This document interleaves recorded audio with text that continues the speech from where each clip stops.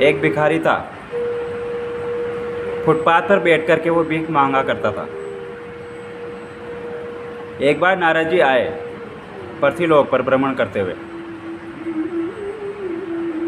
उन्होंने देखा कि एक भिखारी फुटपाथ पर बैठ कर के भीख मांग रहा था। नारद जी उसके पास गए और कहने लगे, क्यों भाई, यहाँ क्यों बैठते हो? क्या करो बाबा, 4 पैसे का धंधा है, बड़ा अच्छा चलता है यहाँ पर। मेरे दादाजी, मेरे परदादाजी यहीं पर ही बैठ कर के भीख मांगा करते थे और मैं भी यही मांगता हूँ। बड़ा वर्षों पुराना धंधा है हमारा। और जो मेरा जो बेटा है उसको भी मैं यही शिक्षा दे रहा हूँ। कल वो भी यहाँ पर आकर के भीख मांगेगा। नारद जी को बड़ी दया आ गई कि तुम्हारी गरीबी मैं दूर कर दूंगा। आज से तुम्हें भीख मांगने की ज़रूरत नहीं होगी। नारद जी ने चिट्ठी लिखी कुबेर जी को कि इस भिखारी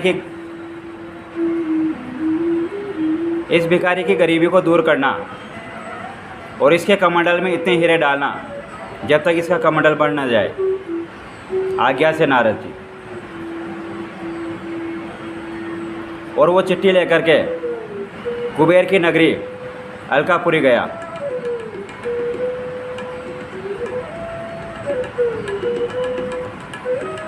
कुबेर के दरबार में रोकने की चेष्टा की, चिट्ठी दिखाई नारद जी की,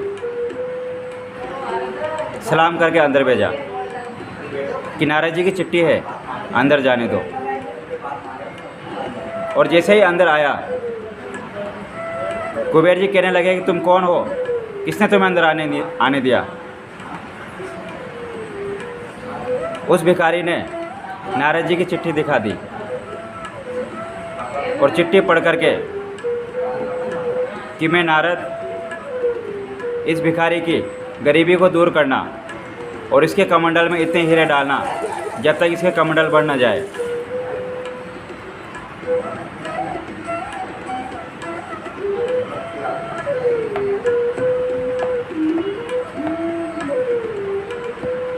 कुबेर जी ने उसे आदरपूर्वक बिठाया,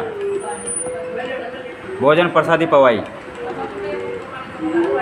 और अपने दरबारों से कहा कि इसके कमंडल में इतने हीरे डालो जब तक इसका कमंडल बढ़ न जाए। खजाने का द्वार खोल दिया और हीरे डालते गए, डालते गए, डालते गए और इतने हीरे डाले कि कमंडल बढ़ने का नाम नहीं ले रहा। 3 दिन हो गए, 3 दिन से कमंडल बढ़ नहीं रहा। नारद जी ने आंख बंद करके देखा कि मैं देखूं तो सही, मैंने जिसको भेजा है वो कहाँ है। जैसे ही आंख बंद करके देखा तो कुबेर जी की नगरी में बैठा हुआ था और कुबेर के दरबार उसके कमंडल में हीरे डाले जा रहे हैं। अच्छा, अभी तक कमंडल नहीं भरा, चलो वहीं चलते। वो वहाँ पर नारद जी आए। नारद जी को देख करके कुबेर जी ने प्रणाम किया और कहते हैं कि महाराज, आपने किसको भेजा है? आपने जिसको भेजा है ठोक पीट के तो भेजा करो। क्यों, क्या हुआ? कि इसके कमंडल में हम 3 दिन से हीरे डाल रहे हैं लेकिन ये कमंडल बढ़ने का नाम नहीं ले रहा। नारद जी ने कहा कि इसका निरीक्षण हम करेंगे। नारद जी ने जैसे ही कमंडल हाथ में लिया और जैसे ही कमंडल उल्टा करके देखा तो उस कमंडल में मनुष्य की खोपड़ी रखी हुई थी। लोभ बैठा हुआ था उस कमंडल में। इस प्रकार से उसका कमंडल नहीं बढ़ रहा था।